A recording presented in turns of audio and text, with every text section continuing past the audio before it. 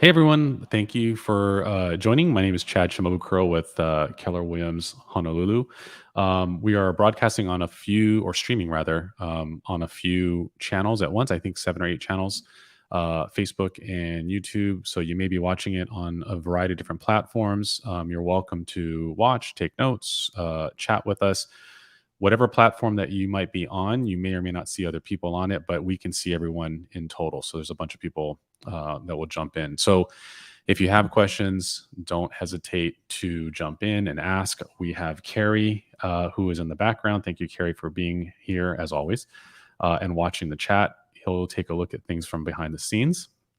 And today we are going to be discussing, let me see here. See if I do this right, Carrie. I might put you on the screen by accident. We'll see here. There we go.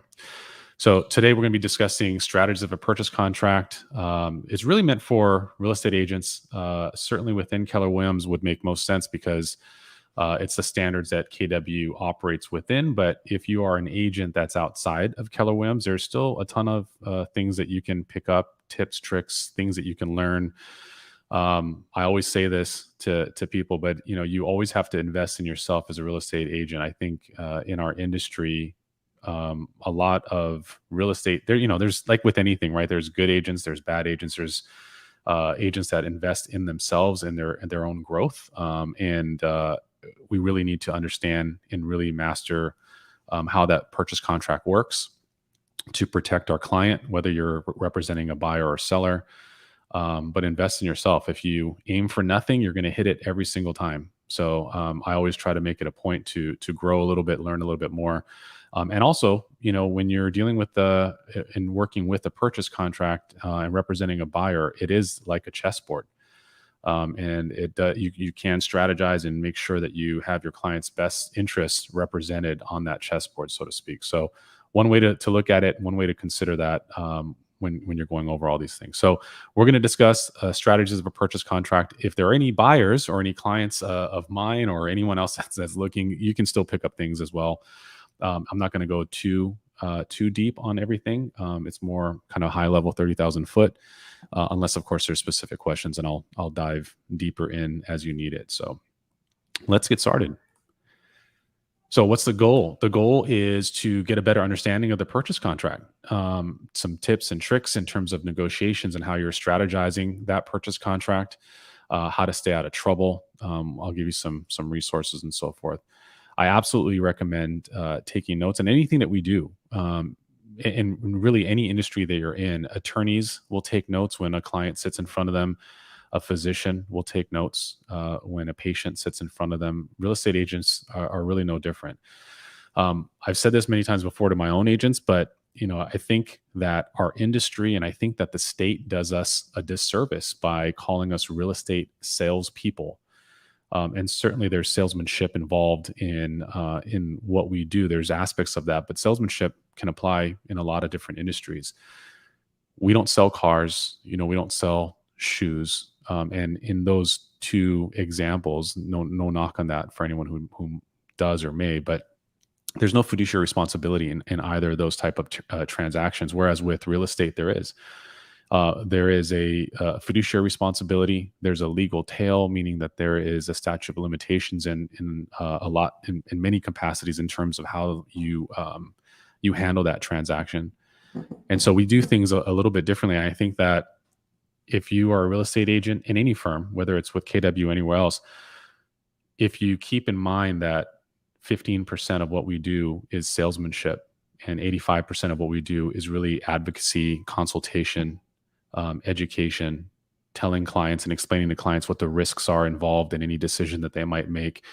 I take pride in being an expert at what I do, whether it's a local market or an area expert or an industry expert or what have you. But some of that comes down to just how you operate and how you deal with your clients. And taking notes is a very basic and simple thing that a lot of real estate agents don't do. So I highly recommend and make sure that you do take notes.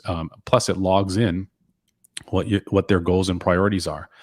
And should anything go sideways, God forbid, if anything went to court or there's any kind of complaint that you have to sit in front of a panel or a board, it shows that you care, that you understand what your client's goals and priorities are. And oftentimes, what I'll do with my own clients is I'll email them back what their goals and priorities are to summarize our conversation. Per our conversation, you said that you were looking for this type of property with this price point in this area. Let me know if I've misunderstood that kind of thing. I'm going to make this screen larger because who wants to see my face? We can see the screen. This is much better. There we go. Carrie in the background got a little bit of screen time.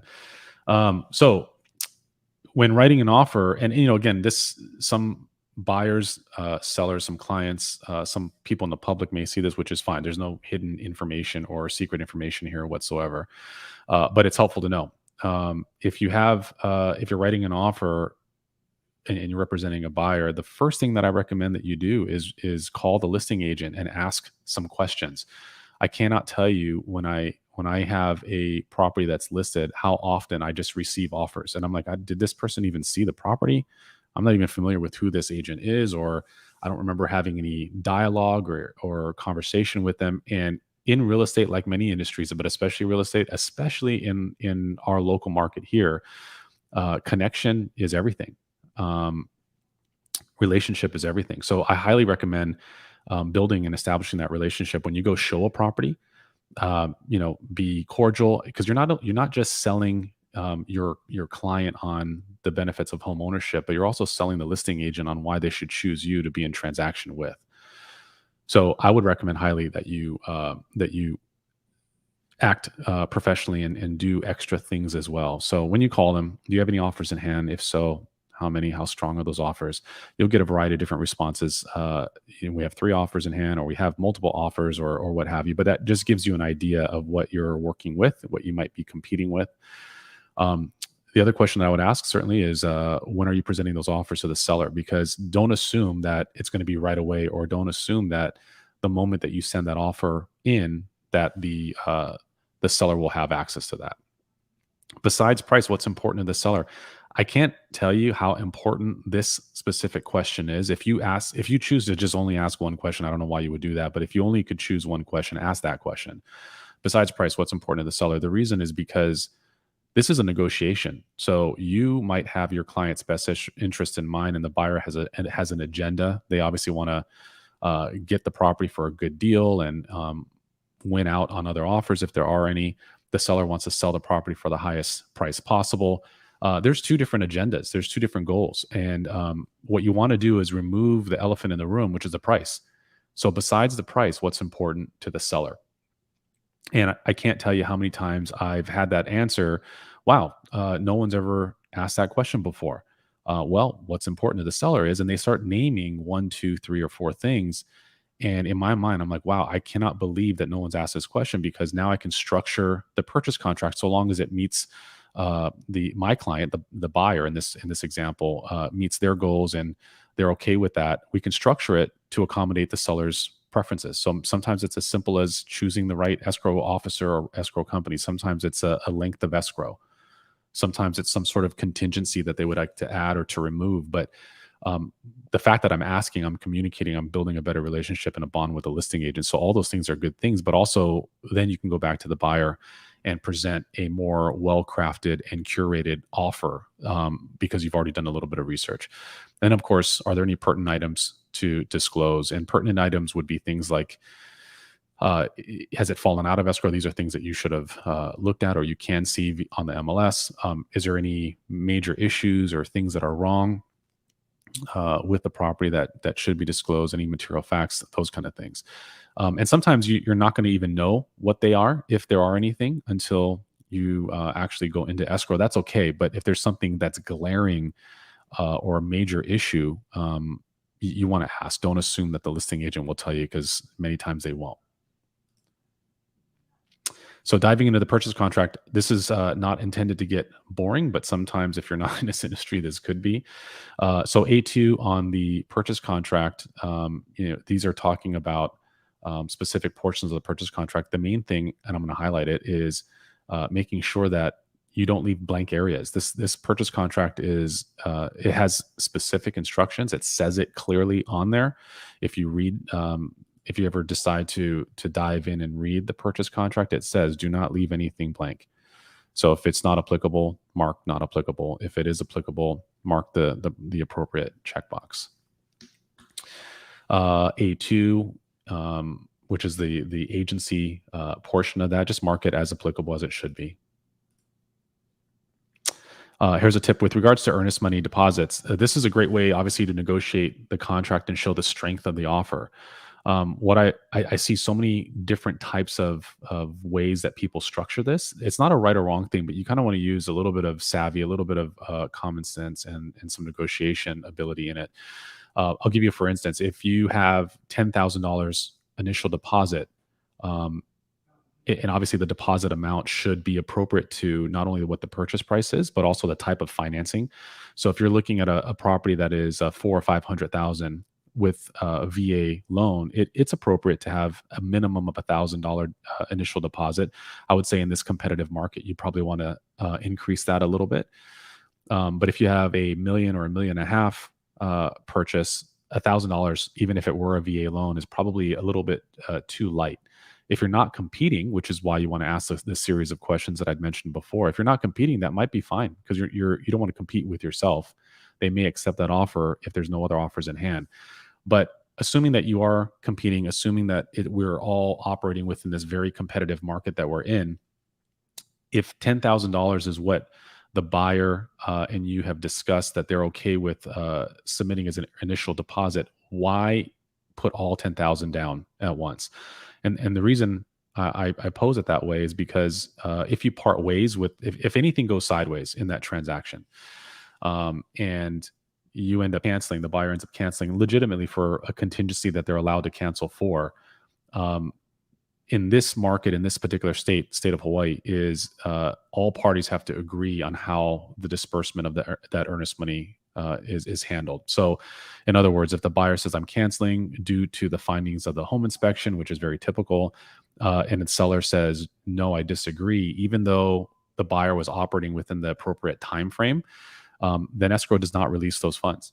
And so if all they have is $10,000 to work off of as their initial deposit, and they put in $10,000 because they put their best foot forward and they're moving forward as though they're purchasing it as they should, they have a reason to cancel. They attempt to cancel, and the seller says no. Now that you've inadvertently jeopardized the entire earnest money, which was unnecessary. So the point in saying that is you can structure it still getting to the $10,000 mark, but structure it and separate that out in a couple different ways. So you can put $2,500 for the initial deposit, and the remaining can be in an additional deposit. So if you look closely at the slide, and for real estate agents, you'll know what this is. But additional deposit, buy, and then it has a certain date or action in there. I would recommend after a couple of days, 2 business days specifically is what I would recommend you write. 2 business days after J1 satisfaction. J1 is the home inspection period.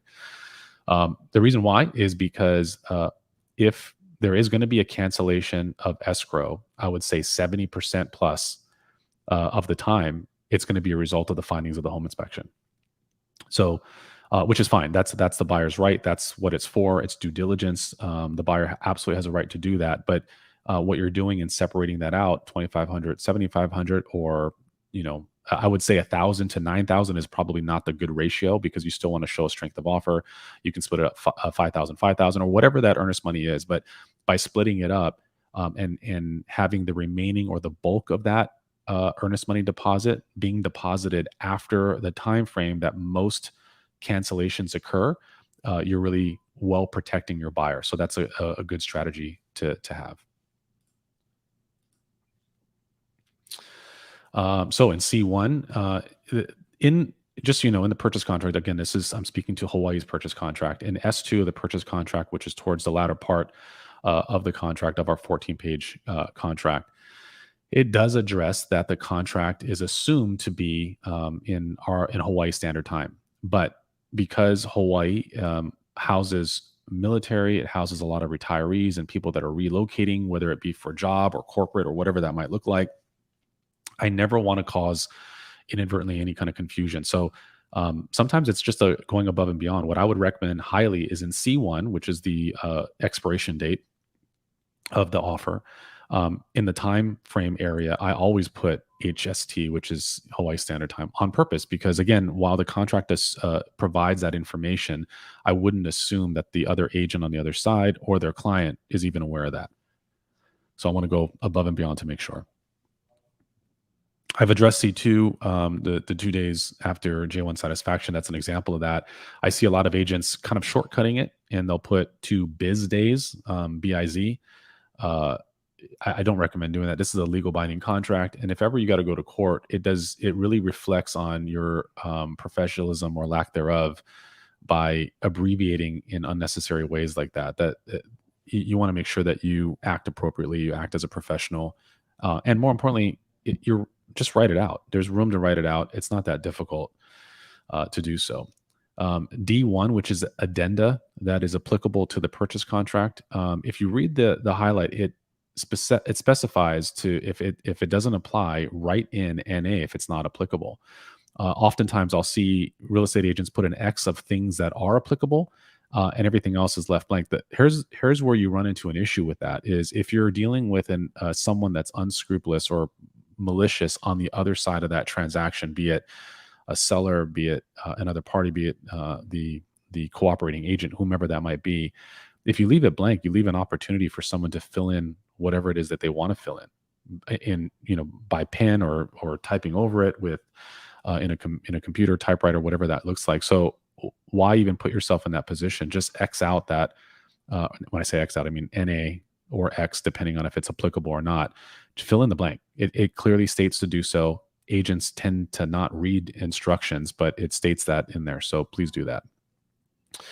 The tip on the bottom, have a strong buyer consultation. I am a huge fan, and everyone who knows me probably unknowingly can attest the fact that I keep preaching this is I think the most important conversation that you'll have with your client is either the buyer consultation or the listing presentation. And the reason why is it's your opportunity to not only show your value proposition, but it's also your opportunity to earn their business. We can't assume that they're going to do business with us. We have to earn that by way of being the market expert. And some of that, in fact, I love that because if I'm sitting down with a client and I have an opportunity to spend 45 minutes to an hour with them to educate them about what the market at the moment is, where we came from, where we're heading to, and what the proper expectation is of them finding a home that meets their goals, then I'm doing my job. I can sleep at night. I can know that I'm really invested into their best interests and not my own. A lot of agents, and some of it is lack of confidence or lack of experience, or they weren't taught any different, but a lot of agents will just run into the car and kind of start showing properties without having a sit down conversation about what this market is and what Hawaii looks like and what communities have different price points and different rules. And there's so many different things to get a better understanding of. So that buyer consultation not only sets the tone for the market at the moment, but then you can get an idea of, what are you looking for? I've had a conversation in the past with somebody that was military that relocated here. And the first thing that they said to me during the buyer consultation was, I'd like to find a place. I think they own something in like North Dakota or something like that. And they said, I want to find a home here similar to that. I want to spend no more than 250,000. I needs to have a 4 or 5 car garage, 5 or 6 bedrooms. And I'm like, that does not exist. So, as a real estate agent, as a licensee, we have an obligation to make sure that we explain those kind of things to our clients so that they don't have the expectation that you're trying to find something that doesn't exist. And then from our own selfish perspective, why would you want to, spend, 10 days showing properties that they're not going to either want or not qualify for or so forth. Some of the things that you as an agent should know, whether you're a new agent or experienced, is some of the market statistics. You should be an expert at that. The days on market, what's the average days on market? What's the sales price to list price ratio? And I'm not, when I say these things, I'm not talking about Oahu as an island, but I'm talking about the specific areas that your client might be wanting to purchase in. So if you have a client that's looking to purchase in an area such as Ocean Point, you should know what the sales price to list price ratio is there. And the reason for that is, I have worked with clients in the past that will say, I saw a TV show on cable TV. Who has cable TV anymore? Anyways, I saw a TV show, and home was offered at 400,000, and then they offered 300,000, and by the time the commercial break came back, then they had a completely renovated home, and all in 30 minutes. And I'm like, that's not real. And we owe it to our client to ensure that they have a proper understanding of how that works. And so the sales price list price ratio for any new agents or consumers out there who are listening that don't know what that is, I'll give you an example. So if the average price is, I'm using very round numbers here, but if the average price is $100,000 for the list price, and the average closing in that neighborhood or area or whatever that statistic that you're looking at is 105. That means it's 105% sales price to list price ratio, which means that homes in that particular market are selling for 5% above asking price. Likewise, if the average price was 100,000 and its average closing is 97,000, then it's on 97%, which is 3% under asking price. The reason why that's important for both a seller and a buyer to know is when you're talking to a seller before even listing their property, the conversation you might be having is one where, hey, the market is softening a little bit, or on average, listings are not getting what they're asking for. There's a little bit of room for negotiation, so that you can properly have that conversation about what that right expectation is. Likewise, in this crazy seller's market that we're in right now, what it does is it tells the buyer, if someone is trying to, by the way, that $100,000 example is a funny one because I don't think you can get a parking stall here in this market for 100,000. But let's say that the price is 700,000, and if in the area you're looking at it's a 105% sales price to list price ratio, the conversation that you should be having with the buyer is, it's very likely that you might have to pay above what the asking price is in this specific community if you hope to have the winning bid on this property. Is that okay with you? What does that look like? Would you be upset if you weren't able to get that property for that price? And by the way, I'm not suggesting in any way, shape, or form that everyone needs to overpay just because the sales price to list price ratio states that. But that's a statistic that you need to know, and that's a statistic that you should educate your clients on as well, and have conversations around that. So hopefully that makes sense. All right, so E2. E2 is inclusion. Oh, by the way, I skipped over this yesterday. And Carrie, maybe if you don't mind making a note so I can update my slides as well. But E1 is the description of the property, the legal description. Other firms do this as well. And they don't find anything wrong with it. I personally don't like that. I think it's a liability issue. But on E1, there is a description, and sometimes people will put on there, for instance, fee simple interest in a 4-bedroom, 2-bathroom home that is, and they put the square footage. They'll put in there 1,400 square feet on a lot size that's X amount of square feet. We don't do that. Or if it's a condo or townhome, they'll put stall number 23 and stall number 24.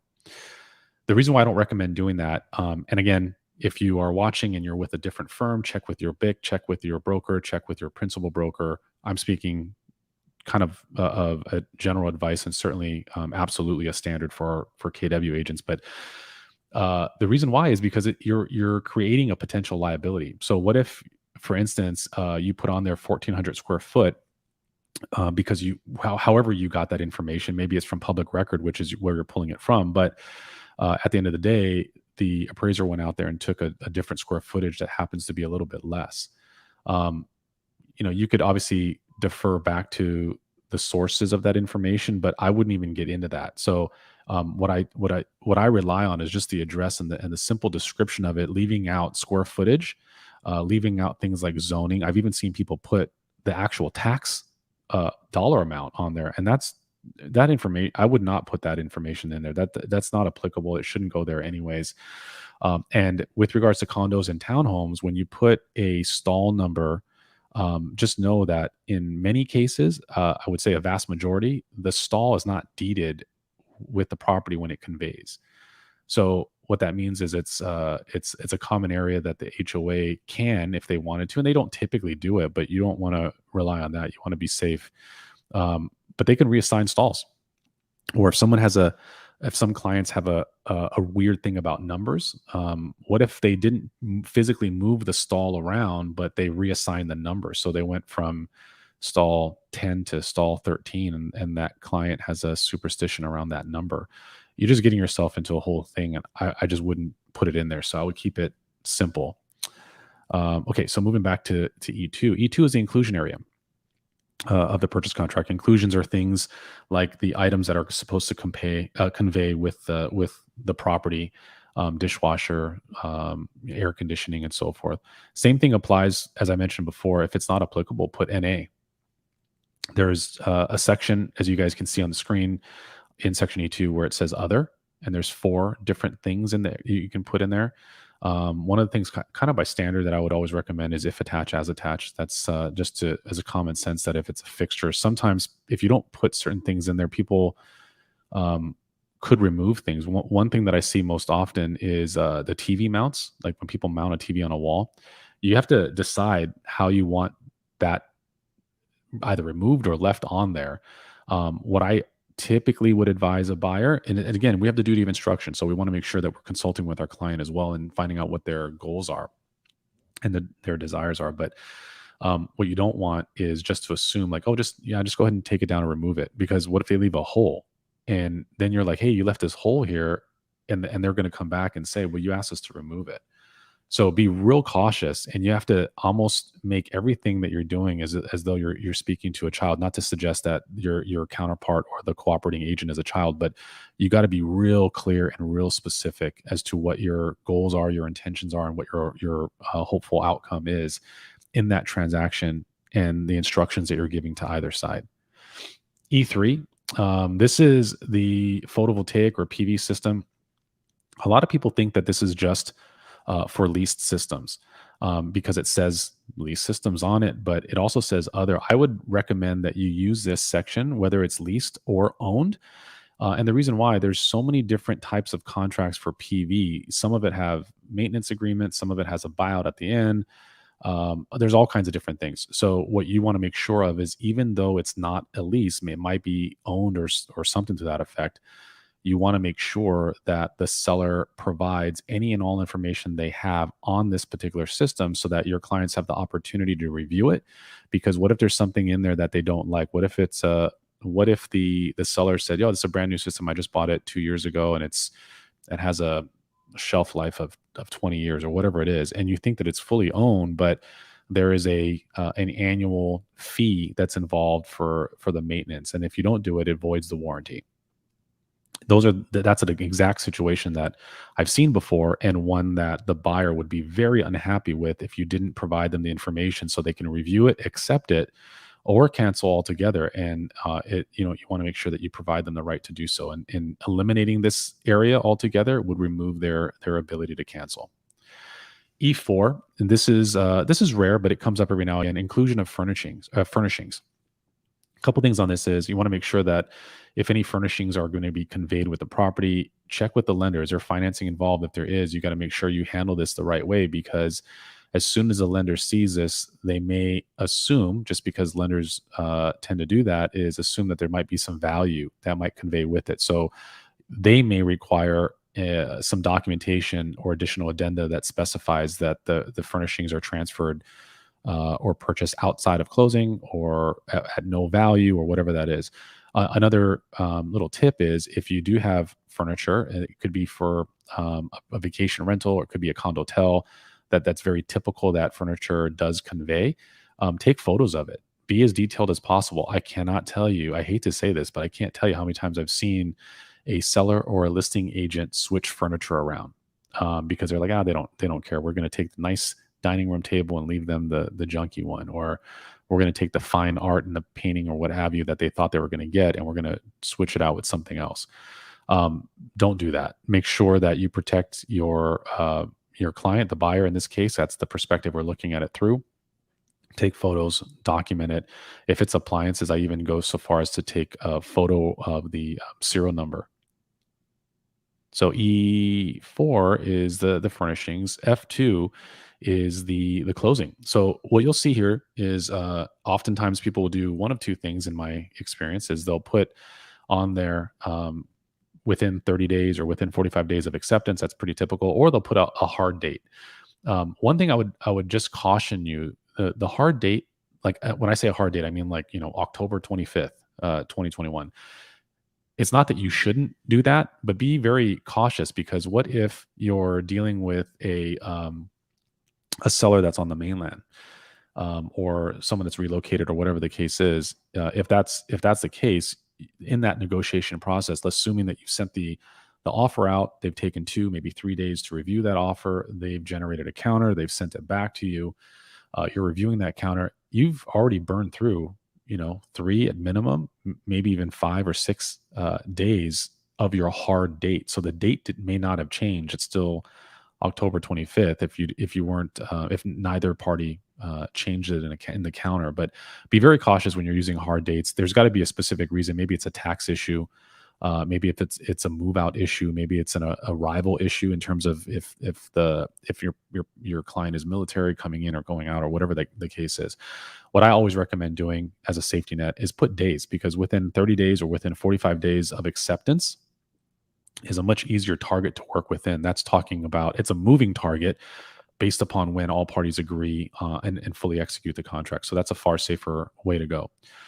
The other thing that we highly recommend doing is adding the term on here, and delivered vacant, or to be delivered vacant. So where you see F2, 30 days from acceptance and delivered vacant. And the reason is, especially in these times now, and it's not really been fully tested yet, but with the moratorium on evictions, a lot of properties that were investment properties or tenant occupied properties had a holdover on tenants, and a lot of them, could care less about this contract. In their minds, it didn't impact or affect them at all. So some of them didn't move out or vacate altogether. And while the contract does address this in another section, which we'll get to, it's advisable. We spoke to our attorney about as well. It's advisable just to reiterate this, because it reiterates the intention and the goal of the buyer. So within 30 days from acceptance and to be delivered vacant. But one of the things that before you put any kind of date in there, again, making sure you take off your salesman hat, put on your fiduciary hat, your consultant hat, your licensed realtor hat. Check with the buyer's lender to ensure that they can even close within that time frame. If you're doing a USDA loan or you're doing a VA loan, make sure that the lender you're working with, not to say for VA, there's some really great lenders out there that can close within 30 days. That's not an issue. So I'm not suggesting that VA can't close in that time frame, or even less. There's some that I have personally seen close less, but don't assume that. Check, because some lenders get bogged down. I know that when the rates were at its lowest, all lenders were completely jammed up with refinances, and the appraisals were taking a long time. So even if it's a lender that you used a ton of times before, and you're like, yeah, they've closed so quickly, just do yourself a favor, do your client a favor, and just confirm with a loan officer, hey, are you guys running on time? Are you guys running behind? Are you able to close in 30 days? And build that in appropriately. So that's number one. Number two is the extension period, F3. F3, in the previous form of this contract, this contract was updated in May of 2019. In 2019, you had to have bilateral agreement, which means both sides had to agree to extend, and it's changed. It's changed to a unilateral. Unilateral means just one party. Typically, it's the buyer, but either the buyer or the seller can use F3 and extend. Here's a tricky thing. I just ran into this recently with one of my agents and a loan officer. So we, meaning Keller Williams, we represented the buyer on a transaction, and it was like a 30-day close, and it had 15 days in there for F3A, which is the right to extend. And we sent the contract, obviously, to the lender as they're processing and underwriting and what have you. But just a couple of days before signing and a few days before closing, our agent, the KW agent, reached out to the loan officer just to make sure they're still in the right time frame and nothing is going to be extended, and confirming that the client's going to be signing and so forth. And they responded back with, oh no, we have we have 15 more days, so we don't need to close on that date. And that to me, those of you who don't know, I'm also a mortgage banker too. And whether you're in mortgage or in real estate, those two industries certainly require unbelievable communication ability. Time is everything, and sense of urgency is everything because we're dealing with contracts that other parties are tied to. And if you don't honor those contracts, you can jeopardize someone's money. There could be financial damages involved. And what that loan officer's response was is, yeah, we have 15 days, we can use it. And it's not a big deal. It's part of the contract. So really it's not 30-day closing, it's a 45-day closing. That's wrong. That's absolutely wrong. And that's not true at all. Because if it was a 45-day closing, it would say within 45 days of acceptance. Here's the risk that they run. Could we have extended it for 15 days? Sure. When all the stars align and there's no other issues, yes, the answer is we could extend that for 15 days. But because it's a one-time unilateral right to extend, either party could extend. And so before we reach out to the other side and say, hey, we're going to use that 15 days, the other side could have said, oh, we're going to use 2 days. And by the mere fact that they used F3A in that way, they've burned the entire ability for us to have used it. So it goes away. So in law and certainly in contracts and certainly in real estate, don't assume anything. That's just a bad idea. So again, check with the loan officer. Sadly, in this case, the agent did check with the loan officer prior to when they confirmed that 30 days was not an issue. But the loan officer changed their time frame, so it's a good idea to continually check back with vendors to make sure that things close. That is F3. F4 is if you're not competing with another offer. One of our partner companies, First White Title, is a fantastic choice to use. F8 is on the buy side. So if you're writing a contract for an offer, you're going to want to select, this is, by the way, assessment, sorry. You're going to want to select seller on both F8A and B and write none in each of the blanks. But if you're on the list side and there's an assessment, by the way, these are some of the questions that you definitely want to know. And this is obviously pertaining primarily to condos and townhomes, not single family homes, but you're going to want to make sure that you ask all the right questions if you're on the buy side as to any assessments. One of the things that I would get in the habit of doing too is if it's a condo or townhome, I would look at other listings to see if an assessment shows up on those listings. And again, not that you're taking MLS information from one and kind of comparing it to another, but you really want to just see if there's 10 listings in the building and 9 of them show an assessment, but yet this one doesn't. You want to ask the right questions. It doesn't mean that there is an assessment. It could have been one that's paid off, but you want to ask the proper questions to ensure there's no surprises while in escrow. And if you're on the list side and there's an assessment, make sure that you have the seller disclose that. One of the things that I always took pride in is to ensure that when I took a listing, the SRPDS was done, condo docs were available, that's association documents were all available, survey, if applicable, was available. Those things, you as real estate agents have to get ahead of these kind of things. I mean, the fact that some listing agents find out about a major problem on a disclosure or with the property while it's in escrow means that they didn't look into it ahead of time. And maybe they weren't taught the right way, but you absolutely have to get ahead of these kind of things. And it makes for such a smooth transaction, and the other cooperating agent will appreciate it when there's no need for extensions and all these other kind of things because you've handled these things ahead of time.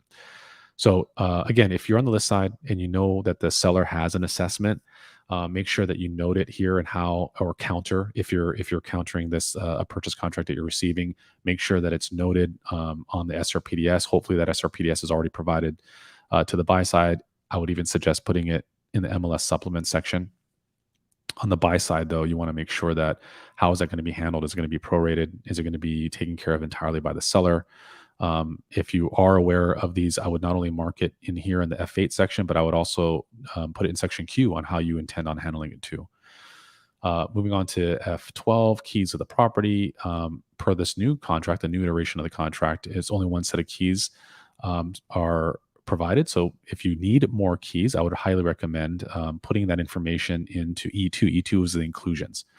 So you can put garage, openers. You can put fobs if applicable. If you're in a condo that has fobs to access the pool area or workout area or whatever it is, you can put whatever it is that you want to put on there. You can put that into the inclusion section or in section Q.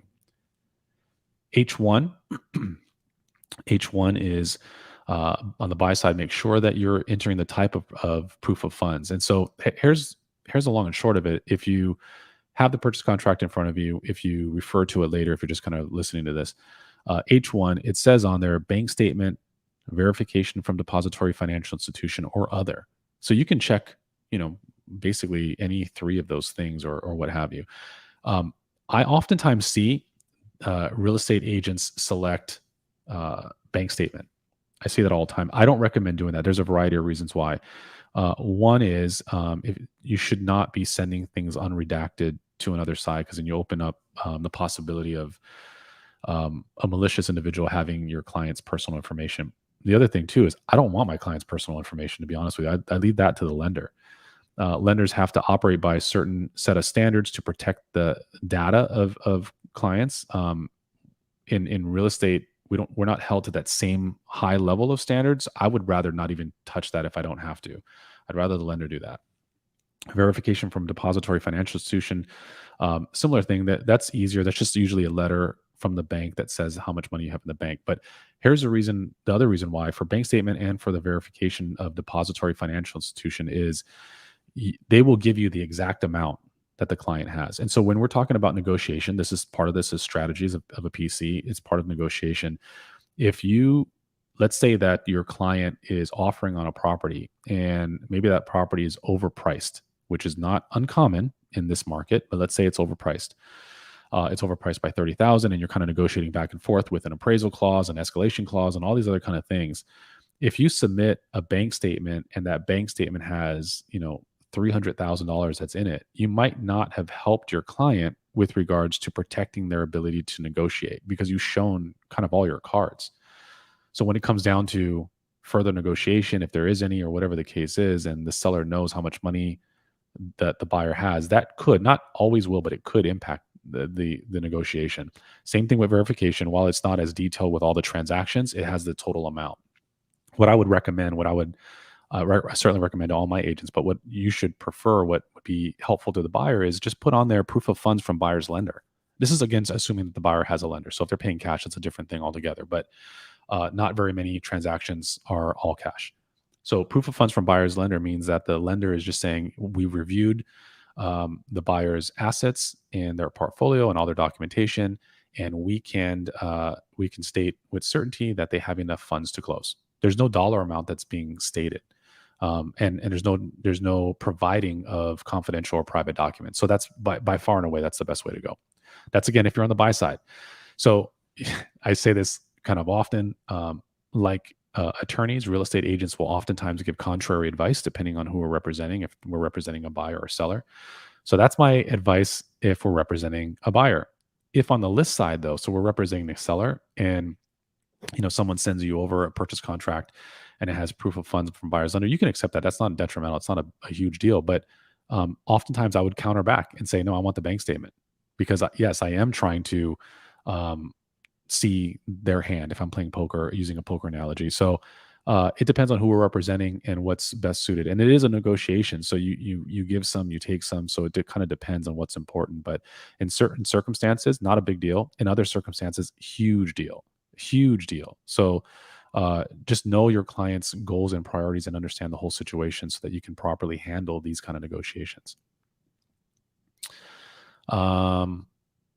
In some cases, you might use H1 and H2. H2 is the contingency on obtaining cash funds. It depends on where the funds are coming from. You can break it down in either one or the other. In some rare circumstances, it could be both.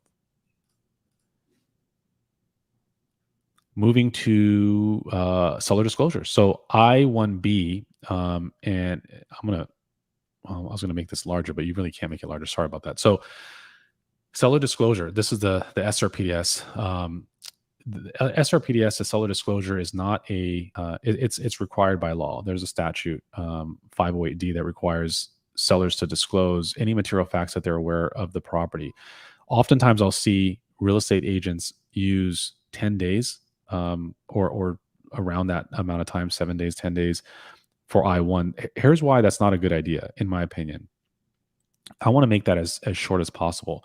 A good listing agent will already have that thing ready anyway, so it's moot. And you open up escrow. Here's the SRPDS. Great, that's a great agent to work with. But I would put on there 1 or even 2 days, no more than 3 days. The reason is because if you're going to be doing a home inspection, usually you're going to do a home inspection within the first 7 to 10 days of opening up escrow.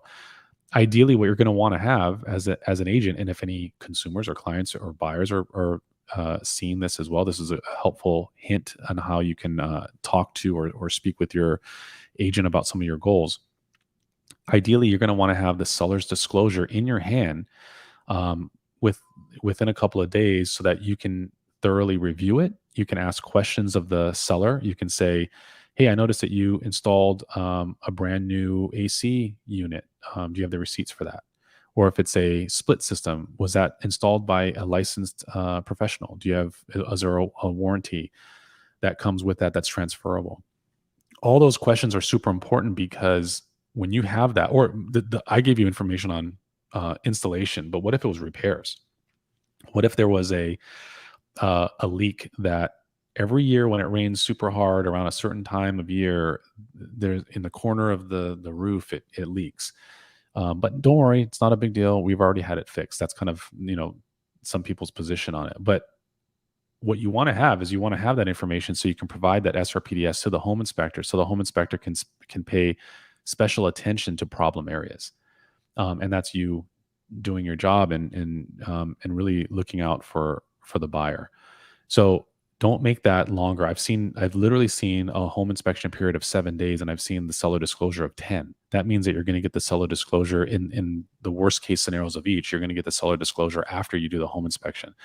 There are some instances where I've represented a buyer where after we reviewed the seller disclosure, the buyer canceled, which they have the right to cancel, obviously, for the seller disclosure, but they canceled after they've read through that seller disclosure. I want that right away because if they had the home inspection, then they would have paid for the home inspection for no reason at all if they were to cancel just solely based on that SRPDS. So make sure that you make that as short as possible. On the list side, it's recommended that you have it completed prior to. I've kind of alluded to that.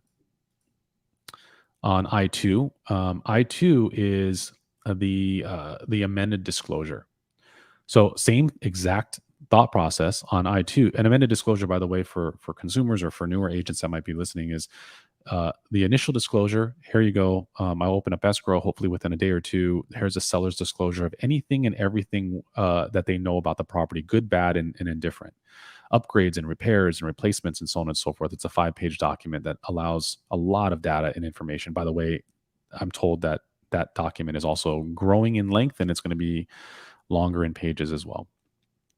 With that said, on the list side, or on the amended side rather, if there is something that happens during the course of escrow, and that document needs to be amended, it could be amended for a variety of different things. I mean, maybe there's a leak that's discovered after escrow is open. Maybe during the buyer's home inspection, you as a listing agent, maybe you learn that there's something wrong with the property after hearing what the home inspector is telling the buyer. There's a variety of reasons why you want to amend that disclosure statement. Some people, some agents that I've spoken with are of the mindset that I don't want to amend it because it gives the buyer the right to cancel. Yeah, it does give the buyer the right to cancel. They have the right to do that. But it's really, really important because it protects all parties, because one of the major reasons for a lawsuit after closing in real estate is for non-disclosure. So you want to make sure that on the buy side that is as short as possible, because if you have that as 10 days and you intend on closing in 5 days, that's you just blew it for the buyer. The buyer wouldn't have known, and again, using the full 10 days, they wouldn't have even known what that issue was, and they would have closed and not have the right to have canceled. So you want to know right away. On the list side, again, I'm going to give contrary advice. On the list side, you want to make that as long as possible. And that's not for any malicious reason whatsoever, but I'll give you a reason why. Because I've had this exact thing happen to me. Is on the list side, we might be listing a property for sale, being in escrow, and while in escrow, the AC stopped working. Well, immediately we took action. We had it repaired and then redisclosed it with the amended SRPDS. But in that scenario, we got ahead of the problem before a problem even what was made an issue. So before the buyer could go, oh my gosh, I want to cancel, we can say, yes, you absolutely have the right to cancel. Here's the amended SRPDS. But just so you know, we've already had it fixed. Here's a receipt. It was through a licensed person, and so on and so forth. So that's one of the reasons why on the list side you want a little bit more time, whereas on the buy side you would want it a little less. H3A pertains to the receipt of the SRPDS. Some people get kind of caught up on this and they want that as long as possible. That's not signing off on it. It's just acknowledging that you've received it. Really not that big a deal. I3B pertains to the time to examine it. I3C pertains to the time to examine the amended SRPDS, both of which are really, really important.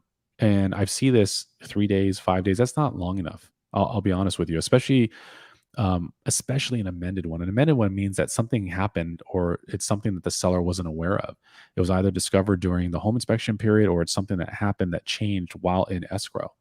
And so let's say that it is a roof kind of thing or it's an AC thing, something that requires a licensed professional to go back out and take a look at it.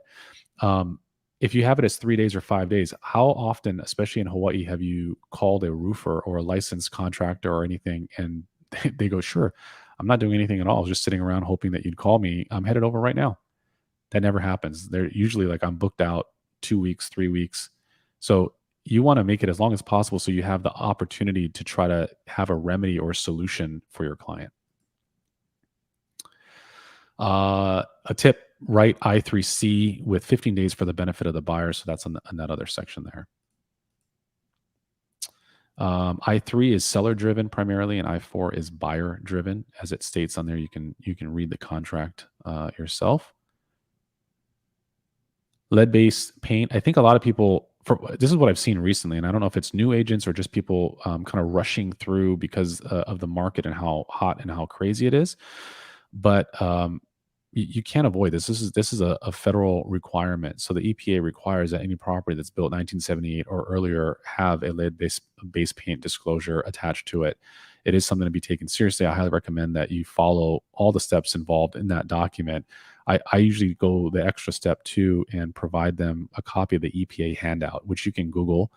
And it's, I don't know how many pages it is, but it's a long one, but it's, PDF. But if there is a property that is 1978 or earlier, I typically will put that in with the purchase contract and have my client sign an initial that document as well to ensure that they know and it's documented that I provided that information to them for a property that fits within this criteria. J3 is the final walkthrough. J8 is the removal of items. J9 is cleaning. Here's the thing that a lot of agents do. This to me seems like a no-brainer, but I see this happen often is there's certain things that kind of happen chronologically. And so I understand that agents go, no later than 5 days prior to closing or whatever. I get all of that. But what happens in a transaction typically is you put these dates in there and you hand it off to a transaction coordinator or transaction manager, and they're not thinking logically. Some of them are not licensed, so they're not allowed to think in terms of a real estate transaction. They're just literally doing data entry. So they're taking the data from the purchase contract and putting it into a timeline and then kind of helping move your transaction along. The problem with that is there's no thought behind it either. So no one's going, oh, wait a minute. If my final walkthrough needs to be 5 days prior to closing, and I have cleaning 5 days prior to closing, and I have removal of items 5 days prior to closing, that's the same day. That's literally the same day. And when it's done like that, more often than not, you go to schedule your final walkthrough and someone goes, you know what, we can't do it because the carpets are still wet or they're still moving things out. So I would highly recommend doing yourself a favor and at least chronologically addressing that issue, which I've stated here. J8, removal of items 7 days, cleaning in 6 days. So now the items are gone. Now you can clean it. And then 5 days, now you can have your final walkthrough. So at least it's chronological. So there's an order of things. Could the other side still screw any of those dates up? Sure. But at least you've done your job to try to minimize that as much as possible. In section J4 of the contract is withholdings. And there's a little box on there that if any work should be completed, you can choose to have it within the time frame of closing or X amount of days after closing. Never, if at all possible, unless you talk and speak with your broker first, your principal broker, your BIC. Try to avoid that, because once escrows close, it's really really hard to keep people motivated to do anything at all. There's so much craziness that happens and occurs. You want to leverage that time within escrow to do that. For our company, for our firm, and you want to check with yours, but I think it's a good idea, is J3. You want to have a minimum of 5 days, because there's 3-day weekends. There's a lot of things that are going on. And so what the purpose of J3 is to ensure that there's no new damage, new issues that have arose, not same issues, new issues that may have arisen from the last time that you were inspected the property. The last time you inspected the property was J1, which is a home inspection.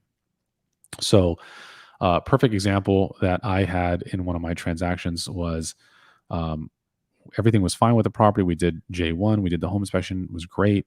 Went to do final walkthrough and had noticed that the refrigerator stopped working and the ice had melted that was in the ice maker onto the hardwood floors, which damaged and warped the hardwood floors.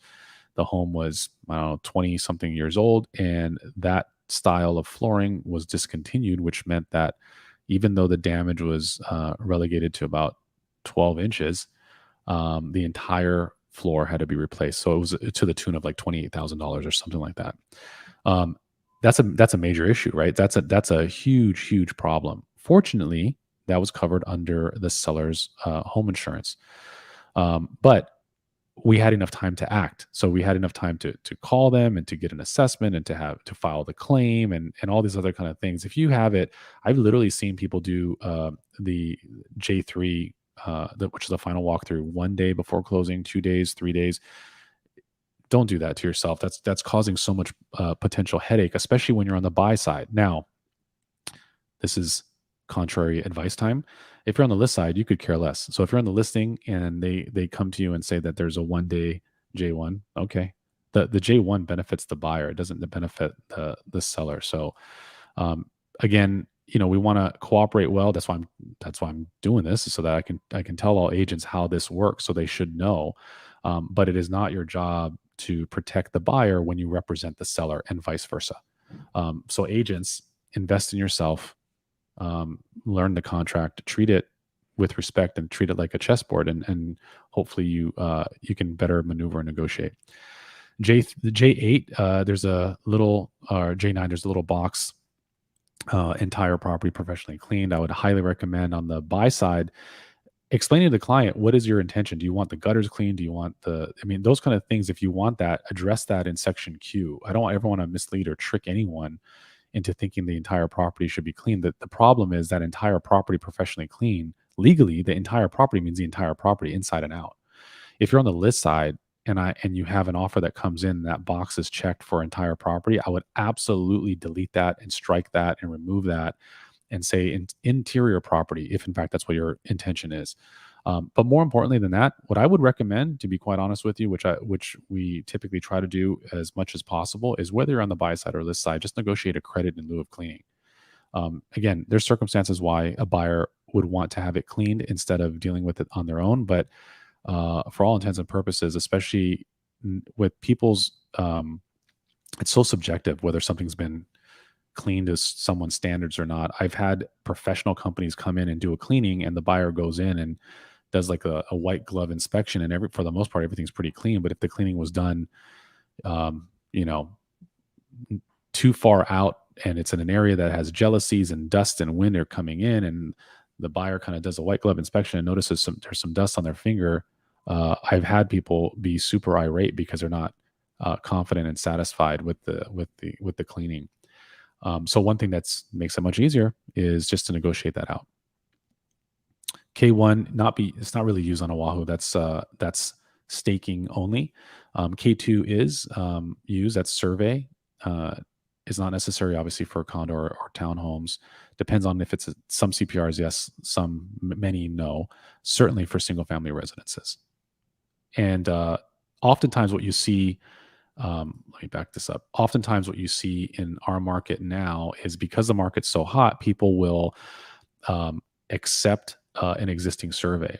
And there's a right way to do it and a wrong way to do it. So I see this happen all the time is you'll ask for a survey and they'll counter back, and the countering language, which is good for the seller. Again, contrary advice, the seller says something to the effect of buyer shall accept existing survey. That's it. That's all they say. Okay, if they sign that, that's fine if you represent the seller, but if you represent the buyer, that is not a good idea. And here's why. Well, when are you going to get the survey? Are you going to have an opportunity to review it? Do you have an opportunity to cancel based on its findings? Has there anything been done to the property boundary wise or wall or fence wise since that survey was conducted? And the answer to that is probably I don't know because it's not clear enough. So for KW agents, I've written language in a clause so that you can use it in the proper way. But it should look for anyone else that's outside of KW. It should read something to the effect of uh, in section Q or the counter or however it is seller shall provide within 3 days of acceptance the full survey from whatever company or whatever surveyor dated whatever date that is, and buyer shall have 7 days to review and terminate using O2 of the purchase contract. O2 because you want to make sure that they are allowed to cancel, and if they do cancel, they're doing so and getting their earnest money back. That's what you're trying to protect. And then what you want to do on top of that is you want to have the seller put on the SRPDS, which again is required by law. That's basically an affidavit, and it carries with it a statute of limitations, and it's a whole thing, which is really a protectionary device for the buyer. So you want to have the seller update the SRPDS and validate and verify that since the date of this survey, that there's been no modification, erosion, deterioration, or erection of any kind of new walls, uh, fences, trees, or anything like that at all that would be on the property line. And the purpose of doing that is you're now making it and putting it in writing. So that's the way to properly do that to protect the buyer. Again, great if you're on the sell side, that one little small vague sentence, but not if you're on the buy side. Just so you know, buyer does not have the right to cancel as a result of dissatisfaction during the final walkthrough. That happens. I can't tell you how many times that happens where people go, yeah, if you don't like the property by the final walkthrough, you can cancel. You cannot cancel. It depends on the circumstance of what it is. But if it's like cleaning, for instance, I've seen people try to cancel due to cleaning. And what that tells me is they're not canceling because of the clean. They're canceling because of something else. It's just the cleaning was a last straw. And client management, good buyer consultation, good communication with your client should have resolved or remedied any kind of angst or issues that may have been present throughout that transaction. So that's on you, buyer's agent, if in fact they try to cancel because of the cleaning. So can you cancel for anything else during J1? The answer is yes and no. You can't just on its face, but it opens up other issues. So if you're canceling because there's another issue that came up while you were at the J3, so J4 is that remedy. That remedy is to withhold for repairs. So if they've agreed to do a certain number of repairs during the home inspection period, or something else comes up that was new, J4 allows for a withholding, so that can be remedied. However, if it's material, which it probably will be if you're doing a withholding, then I2 kicks in. I2 is the amended disclosure, which now does allow the buyer to cancel. So that's why I say yes and no. It depends on what the circumstances are, but you don't want it. Hopefully, it's not going to be something that gets that far along. Communication is key. Make sure that you're communicating with your client. I'll skip this one. Another thing, L2 is termite inspection. That's pretty simple. You can write who the termite inspector is in section Q. I typically do just because that's one less thing to worry about. You're informing the other side. M1 is association documents, and it has a whole huge section. If you notice on section M1, so the page that you're looking at, yes, I know it's a little small on your screen, but if you look, the only thing on there that you can check whether X or NA is L2, which is a termite. You always want to do a termite inspection for the most part too, but that's the only paragraph in the purchase contract that has something that you can check or NA. If you notice, M1 does not have that, and it clearly states in the purchase contract the authors did not intend for that to be NA'd or striked out. And I see this often. where in section Q, or someone will counter delete M1. Why, I don't know why you would delete it. It's not meant to be deleted at all, because there's more things that are tied to M1 than just association documents. So just leave it alone. It doesn't hinder anyone. M2, this is how those documents, if there are documents, how they're going to be delivered. I always recommend putting electronically formatted documents via email and the internet address where the documents are located. Only those two. The other ones are uh, printed copies in a CD or DVD. The issue with that is if you cancel or terminate escrow, then you got to return those things. HARPTA is a big deal. So HARPTA and FERPTA are very, very expensive withholdings. If you are working with a client who is trying to figure out whether they want to sell or rent out the property, what I would always recommend doing is creating a net sheet. You can do so within Zip Forms. You can do so within your CRM system, whatever you might be using, or preferably you can call your preferred title or escrow officer and have them put one together for you. And the purpose of the net sheet is to show the homeowner or the potential seller what the potential tax consequences are if they convert that property from an owner occupied property to an investment property. So you're giving them a snapshot into the future. If you sold now, this is what your proceeds would look like being an owner occupied property, as well as having a homeowner exemption, whether they're single or married. That you would just put those numbers in there. However, if you intend on selling that property, and 3 years from now, whatever that looks like, here's where HARPTA would kick in, assuming that HARPTA figures are still the same. And they're typically pretty shocked to see what that withholding even looks like. So HARPTA withholding is off of the sale amount and not on the proceeds, like capital gains is. So it's a trickier thing. It comes out of escrow automatically, as many real estate agents know. But that's a good tip to have as in terms of a discussion with a potential seller. Show them what HARPTA would look like and how it applies to them. Section Q, special terms. The things that you're most commonly used here is TRR selection, which, as I mentioned that before, I typically will put in there Q1. Buyer selects ABC Termite Company to satisfy L2. And the reason why you would do that is that's one less thing that you or your transaction coordinator has to do, because you've now informed them of who the buyer is going to be using for TIR.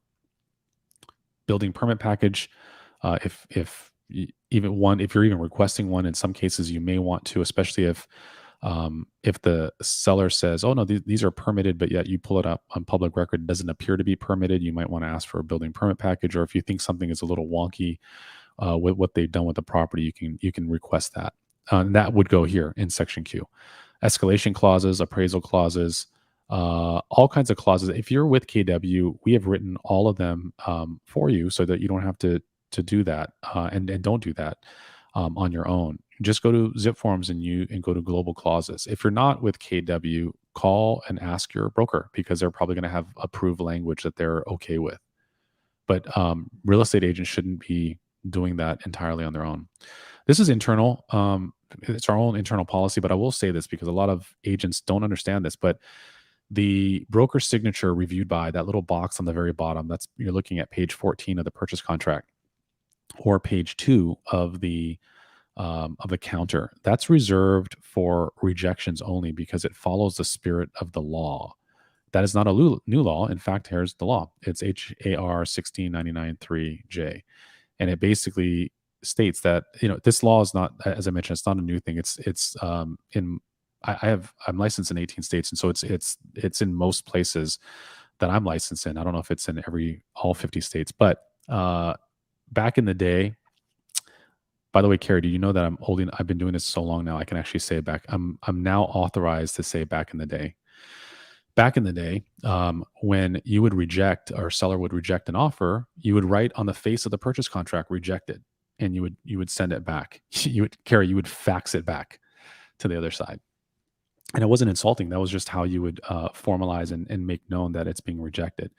Well, we got away from that for whatever reason. I think in most markets, they got away from that entirely. The law didn't change. It was still required, but people maybe got lazy, or the market was moving so quickly. And so fast forward, what ended up happening was a lot of buyers agents were going, "Hey, did the seller even see my offer? Was it even submitted? Was it even reviewed? So trying to maintain cooperation and being objective, the group of agents that are on the forms committee, they added that box in there to satisfy this, the law that was already in place. It's not, again, it's not new, but if something's being rejected, the seller can sign that or the broker can sign that to basically tell the other side, yes, your offer was submitted. The seller has seen it and reviewed it and opted to reject it. What I see most recently is people are using that as where their broker signature should go, just for sake of signing it if you're accepting an offer. So here's what I would say to that. So our own agents in KW don't do that. We're not signing that area unless it's rejected. For agents that are outside of KW, you can do whatever you want. It's your own firm's policy. But just like I cannot put a guideline or a standard on your firm, the vice versa would work as well. So do whatever your broker or principal broker asks, but it does not need to be signed to be considered fully executed. And the reason for that is simple: is the broker is not party to that contract being considered fully executed. The principals are. The principals are the buyer and seller. And I've even heard some agents have called, and they've been proven wrong many times, but they've called and said, "I'm not going to submit this. I'm not going to open up escrow unless your broker signs this." That's actually unethical. You could lose your license for that. So if you're an agent outside of KW, don't do that. We don't want you to lose your license. That would be a shame. We like working with you. Why would you do that? How to stay out of trouble. So here's some things. I'm going to blow past this as quickly as possible, but it's imperative to, when you're working, if anyone's working for you, an assistant, make sure that they have their real estate license, an active real estate license. If they're doing real estate activities, that's the kicker, is if they're making calls for you and having real estate conversations, that's real estate activities. They got to be licensed. Don't have someone unlicensed practicing real estate. That's going to get you in trouble. In fact, that's aiding and abetting, and it comes with a financial penalty. You can have an ethics complaint. You can have a RICO complaint. Your license is too valuable. Don't do it. It's not worth it. Can an unlicensed assistant host an open house? Yes and no. They can host it. They can't have any real estate conversations, which means that the moment someone goes, hey, is this a good area to purchase? Or what is the purchase price again? And how long has it been on the market? All those kind of things are real estate conversations. So no sense in having someone who can't even answer a simple question host an open house. They can be there with you, and they can assist you in having people sign in and hand out flyers, but all real estate conversations should be directed to the licensee. Can an unlicensed assistant answer an incoming call for you? Absolutely. They sure can. That's a receptionist. They can answer a call for you. But the very moment it turns into a real estate conversation, they cannot answer. They need to forward that to a licensee. Can an unlicensed assistant write a purchase contract for you?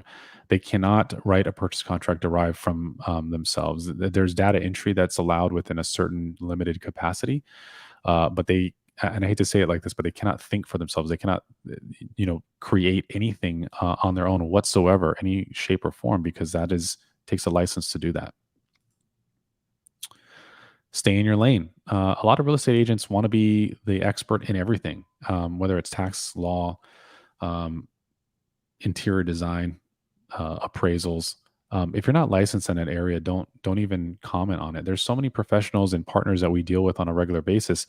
Partner up with someone who can provide that information, and all you have to say is, "That's a great question. Let me find out from one of my partners. I'll give you a call right back," or refer them to that partner that is a licensed professional in that area that they're asking. Because it is committing malpractice. You don't want to get into that. Write it down. I mentioned to you this before, but take notes. Follow up with an email documenting what that conversation is. In the course of a real estate transaction, your client is going to give you instruction. We have the duty of instruction. I would absolutely make sure that you document that. And it's simple. Just email them. And per our conversation, just wanted to summarize, you had instructed me to blank, whatever blank is. Or if it's a question that you're waiting for the responses on, is we spoke about this. Here are your options. Please let me know what your instructions are within X amount of days. So everything is documented. One of the things that I always, the thought process that I always have is, if I have to go to court. So if I have to go to court, I'm preparing myself, and that any transaction I'm dealing with is if I have to go to court. Fortunately, I've never had in 21 years, but nonetheless, I'm preparing for that by documenting everything throughout the transaction to ensure that I have all these things written down and I have communication from all parties and especially my client. Don't use templates. If you're using a template, how are you best protecting and representing your client? So if you're a buyer's agent and I randomly audited the last 20 files that you had, and all 20 of them have the exact same everything, same language, same days, same uh, clauses that are on there, did you really write the contract to protect your client's goals and priorities, or did you just grab a template and change some names around? Know the contract well enough where you don't even have to use a template. That's a matter of confidence and it's a matter of experience. Just learn it. It's not that difficult. If you need help, need coaching, call me. I'm happy to help you, whether you're in KW or not. If you're on the list side or buy side, I made some reference to it. Don't copy other MLS listings. It's garbage in, garbage out. So I've seen MLS listings that are just flat out, blatantly wrong for a variety of different reasons. It's the wrong HOA. It's the wrong HOA amount. Who knows? There's so many different reasons why it could be in error. And if you're just copying someone else's listing, you're copying that error. So look into it. We're required, and our license requires us to do research on everything. So just look at public record. There's data that you can pull and figure out on your own. It's not difficult. You've heard me say this before. I'll say it again. It's absolutely worth saying. Do a buyer consultation. Do a listing presentation. It is the most important thing that you can do with a client. When you do a buyer consultation as well, and you do a good one that lasts 45 minutes to an hour, you've educated them, you've shown your worth, you've shown that you're an expert. They're confident and excited to work with you. If anything goes sideways, you can do what we call a reconsult. You can pull them back in and say, "Hey, listen, let's re-strategize. Some of the strategies that we're using aren't working, or maybe they've picked a new area, so you want to sit down again." Having that initial buyer consultation is key, and they're more than happy to sit down with you and strategize. But if you don't have that initial consultation, they don't even know what to expect. And now when you try to sit down with them, they're going to like, am I in the principal's office? Why am I on detention? Why am I coming back in here to have a conversation with you? Same thing with the listing presentation.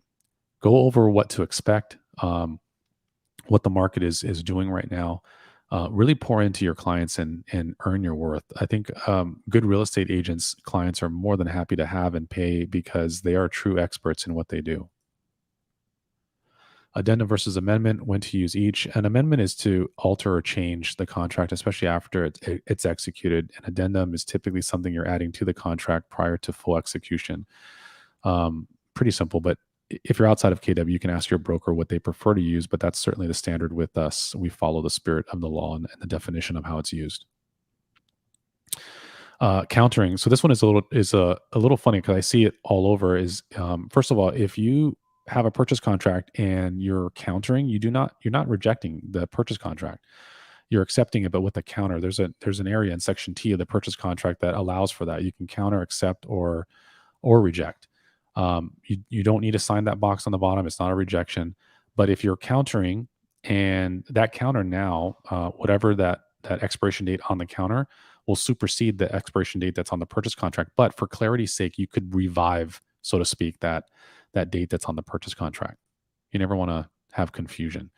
Subject to contingencies. So make sure that, again, knowing your client's goals and priorities are super important. If they are purchasing a property, but it's subject to the sale of their previous or existing property, they need the proceeds to do that.